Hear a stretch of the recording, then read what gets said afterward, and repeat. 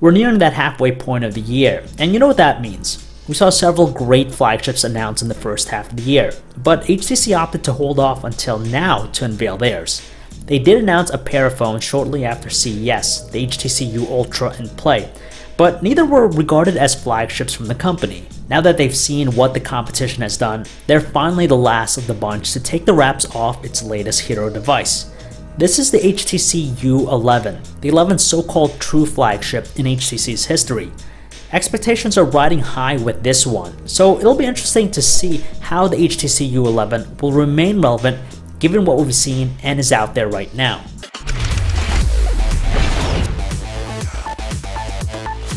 Say goodbye to metal and hello to that familiar liquid design language we saw in the HTC U11 and Play. It leverages the same all-metal glass construction and unibody aluminum band with the same mirror-esque finish.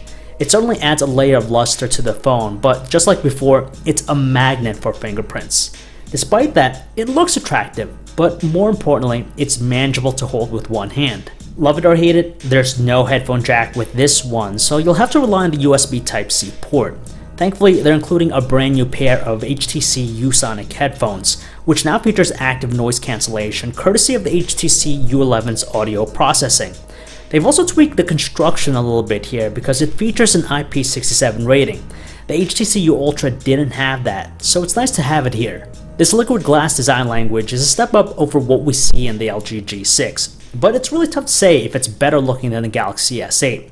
While there are a few iterative improvements with the design, the HTC U11 certainly has the good looks in attracting our attention. Part of the reason why it's more manageable to hold is because of its screen. It's a 5.5-inch Quad HD Super LCD 5 display with Gorilla Glass 5. Obviously, we can't complain about the resolution and size. It's more than ample for VR purposes.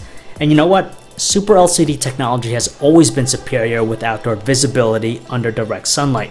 So it's reassuring that the same is found here with the HTC U11. This is definitely in flagship territory because it's powered by a Qualcomm Snapdragon 835. Now the US variant will only be available with 4GB of RAM and 64GB of internal storage, whereas with the international model, it'll have that and another one with 6GB of RAM and 128GB of storage. Luckily, we didn't see any hiccups with the 4GB model in our short time checking it out. Plus, there's expansion courtesy of its microSD card slot. The software experience with Sense is very similar to the HTC U11. They added this thing called HTC Edge Sense. By squeezing the sides of the phone, it offers quick access to certain functions. It's able to recognize short and long squeezes, so you can program it to do things like turning on the flash, launching the camera, taking a selfie, and much more. Essentially, it's a new form of shortcutting. Now, is this novel?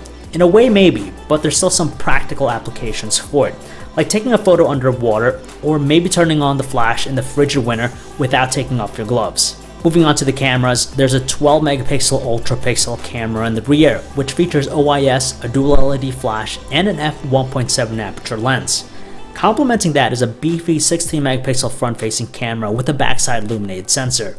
Now we can't pass judgment just yet about it, but HTC assures that's going to be near or at the top of many benchmark tests. So, knowing what HTC has brought to the table, is it enough to compete against the current lineup of flagships?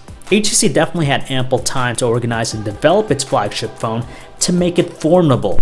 At the current moment though, it's honestly going to hinge on one key factor, and that's pricing. So at launch, it looks like Sprint will be the only US carrier to sell the HTC U11, which has a price of roughly $700 attached to it. That's right there with the rest of the pack, but HTC sweetened the deal by giving away 2 Amazon Dots if you pre-order right now from Sprint. Unlocked versions of the phones will be made available through HTC and Amazon's websites. The price is more justified than the HTC U11, but it still has some stiff competition. If it proves to be superior in key areas like battery life, performance, and camera, it can absolutely bring back HTC to the spotlight. And that is our quick look at the new HTC U11. If you guys want to learn more about this device, you could check out our website, androidauthority.com. This is John V, signing off.